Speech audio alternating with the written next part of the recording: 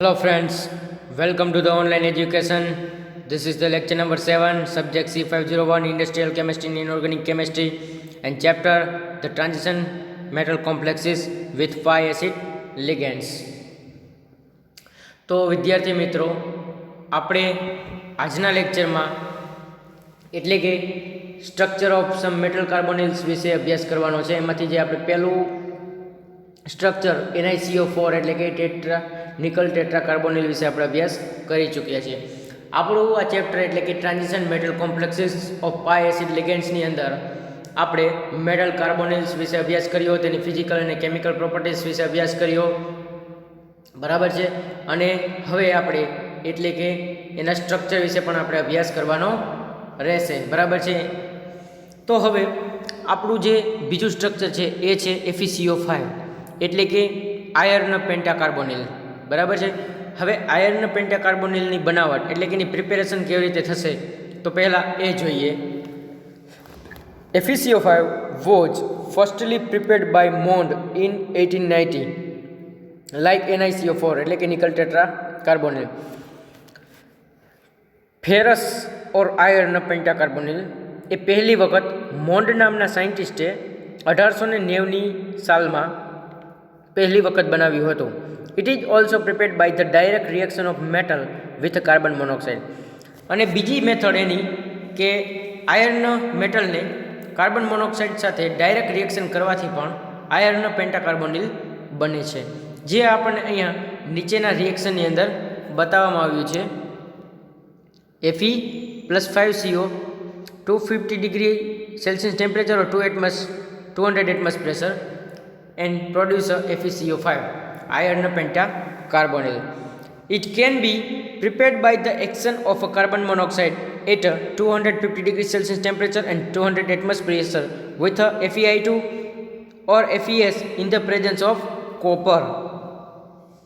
હવે આયર્ન પેન્ટાકાર્બોનિલને બનાવવા માટે ફેરસ મેટલને કાર્બન મોનોક્સાઇડની હાજરીમાં 250 ડિગ્રી સેલ્સિયસ ટેમ્પરેચરે અને 200 એટમોસ્ફિયર પ્રેશર સાથે Fe2 અથવા તો Fes અથવા તો કોપરની પ્રેઝન્સમાં બનાવવામાં આવે છે.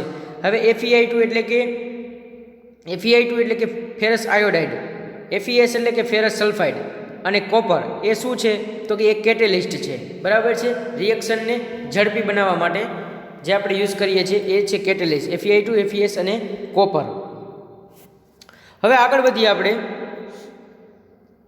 તો એ કઈ રીતે બને છે તો કે Fe2 + 4 mol of CO gives to the FeCO4I2.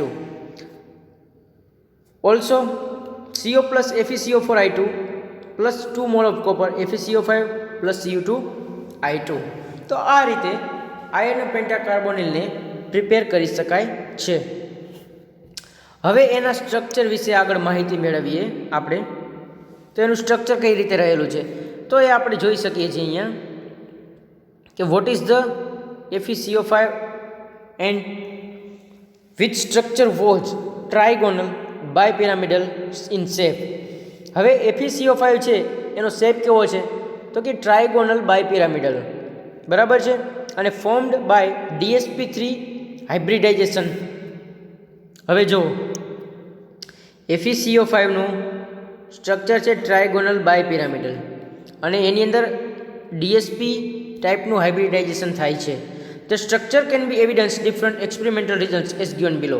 હવે એનું સ્ટ્રક્ચર આપણે સાબિત કરવા માટે અમુક એક્સપેરિમેન્ટલ રિઝલ્ટ્સ એટલે કે પ્રાયોગિક પરિણામ ઉપર નજર કરીએ, ત્યાર પછી આપણને ખ્યાલ આવે કે એનું સ્ટ્રક્ચર આ પ્રકારનું કેમ છે અને એનું હાઇબ્રિડાઇઝેશન DsP3 શા માટે છે. જોઈએ તો કે substitution of CO by a phenanthroline or pyridine indicates that CO group is attached to Fe through its carbon atom FeCO. હવે સબસ્ટિટ્યુશન ઓફ CO કેના દ્વારા કરવામાં આવે છે તો કે ફિનાન્થ્રોલિન અથવા તો પિરિડિન. એ શું દર્શાવે છે તો કે CO ગ્રુપ છે એ ડાયરેક્ટ અટેચ છે Fe મેટલ સાથે. કોના દ્વારા તો કે કાર્બન એટમ દ્વારા. એટલે એનું અહીંયા જો આપણને લિનિયર ફોર્મમાં બતાવેલ છે FeCO. હવે એની સેકન્ડ પ્રોપર્ટીઝ છે FeCO5 is a diamagnetic molecule. It's a metal in its zero oxidation state with all paired electrons in valence orbital.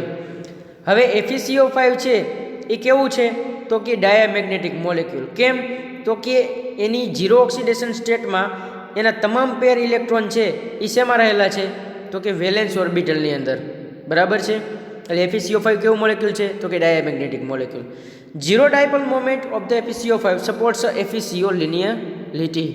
જે અહીંયા FeCOનું સ્ટ્રક્ચર આપણને ઉપર જે બતાવ્યું છે કે લિનિયર છે. બરાબર. FeCO ફોર્મ જેનું બોન્ડ ફોર્મેશન છે એ કેવું છે તો કે લિનિયર છે. કેમ તો કે એની ડાયપોલ મોમેન્ટ કેવી છે તો કે 0 છે.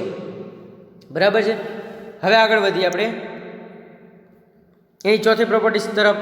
તો કે higher stretching frequency of FeCO5 iron pentacarbonyl is observed મતલબ કે observe 2034 centimetre inverse and 2014 centimetre inverse, which indicates multiple bond between metal and CO, and there is the bond formation via back donation method. હવે અહીંયા iron પેન્ટાકાર્બોનલની higher stretching frequency છે એ ક્યારે observe થતી જોવા મળે છે તો કે 2034 સેન્ટીમીટર ઇન્વર્સ છે અને 2014 સેન્ટીમીટર ઇન્વર્સ છે. જે શું દર્શાવે છે તો કે જે મલ્ટિપલ બોન્ડ છે એ કોના વચ્ચે રહેલો છે તો કે મેટલ અને CO વચ્ચે રહેલો છે. અને એ બોન્ડ ફોર્મેશન કઈ રીતે બને છે તો કે બેક ડોનેશન મેથડ દ્વારા બોન્ડ ફોર્મેશન થાય છે. Two types of frequencies indicates the presence of a two types of attachment between Fe and CO groups. હવે અહીંયા શું કીધું છે કે આ બે પ્રકારની જે ફ્રીક્વન્સીસ રહેલી છે એ શું દર્શાવે છે તો કે એ દર્શાવે છે બે પ્રકારના અટેચમેન્ટ થયેલા છે Fe અને CO વચ્ચે. It's a two types of frequencies indicates the presence of a two types of attachment between the Fe and CO groups. હવે આગળ વધીએ એની ઇલેક્ટ્રોનિક કન્ફિગ્યુરેશન. બરાબર છે. તો એની ઇલેક્ટ્રોનિક કન્ફિગ્યુરેશન કેવી છે તો કે ફેરસ એટલે કે આયર્ન, Fe એટલે કે આયર્ન, એનો જે એટોમિક નંબર શું છે તો કે Z = 26, argon complete 3d6 4s2 4p0. બરાબર છે. આ થઈ આપણા આયર્ન એટલે કે ફેરસ, Z = 26, આર્ગોન કમ્પ્લીટ એટલે 18 ઇલેક્ટ્રોન કમ્પ્લીટ 3d6 એટલે કે 18 ને 24 ને 2 26 4s2 માં 2 ઇલેક્ટ્રોન અને 4p0. હવે એમાં DSP હાઇબ્રિડાઇઝેશન કેવી રીતે થશે તો એ આપણે અહીંયા જોઈ શકીએ છીએ. ફેરસમાં આર્ગોન કમ્પ્લીટ અને 3d6 18 ને 24 ને 2 26 ઇલેક્ટ્રોન. બરાબર છે. આયર્નની અંદર રહેલા છે. હવે FeCO5 નું સ્ટ્રક્ચર જોઈએ તો DSP3 હાઇબ્રિડાઇઝેશન કેવી રીતે થશે તો કે આર્ગોન કમ્પ્લીટ. બરાબર છે. Ferrous in excited state. તો જે ડી સેલ છે એના જે 4 ઓર્બિટલ છે એ કમ્પ્લીટ છે પેર ઇલેક્ટ્રોન સાથે. બરાબર છે. ત્યારબાદ આપણે જોઈએ તો બાકીની જે વેલેન્સ ઓર્બિટલ છે બરાબર છે જે ખાલી ઓર્બિટલ છે એની અંદર શું થશે તો કે CO લિગેન્ડ આપણો એની સાથે અટેચ થશે. અને કઈ પ્રકારનું હાઇબ્રિડાઇઝેશન બનશે તો કે DSP3 ડી અને એસમાં એક કાર્બન મોનોક્સાઇડ લિગેન્ડ અટેચ થશે અને બાકીના જે P ઓર્બિટલમાં છે એમાં ત્રણેયમાં હાઇબ્રિડાઇઝેશન થતું જોવા મળે છે અને CO લિગેન્ડ અટેચ થશે. એટલે કેવું હાઇબ્રિડાઇઝેશન થયું તો કે DSP3. હવે આગળ વધીએ આપણે ઇન ટ્રાયગોનલ બાયપિરામિડલ સ્ટ્રક્ચર એટલે કે TBP એટલે શું એનું શોર્ટ ફોર્મ આપેલું છે ટ્રાયગોનલ બાયપિરામિડલ structure of FeCO5. 3 FeCO bonds are equatorial or 2 axial. હવે અહીંયા FeCO વચ્ચેના જે 3 બોન્ડ છે એ કેવા છે તો કે ઇક્વાટોરિયલ અને બાકીના 2 છે એ કેવા છે તો કે એક્સિયલ. હવે આ ઇક્વાટોરિયલ અને એક્સિયલ જે છે એનો ખ્યાલ તમને સિમેટ્રિકલ જે હોય એ વસ્તુ ઉપરથી આવે છે. બરાબર. સિમેટ્રી એ કેવી છે તો કે મોલેક્યુલર સિમેટ્રી ઇક્વાટોરિયલ અને એક્સિયલ. હવે એનો અભ્યાસ તમે સ્પેક્ટ્રોસ્કોપી સબ્જેક્ટની અંદર કરી ગયા હશો કે ઇક્વાટોરિયલ અને એક્સિયલ ફોર્મ કેવી રીતે હોય. બરાબર છે. એના સ્ટ્રક્ચર ઉપરથી આપણને ખ્યાલ આવે. એનું સ્ટ્રક્ચર કેવું છે તો કે ટ્રાયગોનલ બાયપિરામિડલ. એના ઉપરથી આપણને ખ્યાલ આવી શકે છે કે જે 3 બોન્ડ રહેલા છે Fe અને CO વચ્ચે એ 3 બોન્ડ ઇક્વાટોરિયલ છે અને બાકીના 2 છે એ એક્સિયલ છે.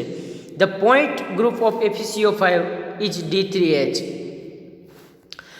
FeCO5 is a D3H. It is a yellow liquid at a room temperature.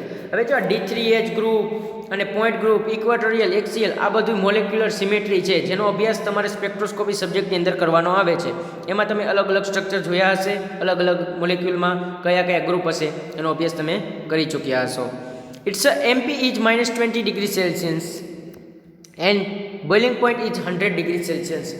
Axial FEC distance is 1.833 angstrom and equatorial FEC distance is 1.81 angstrom.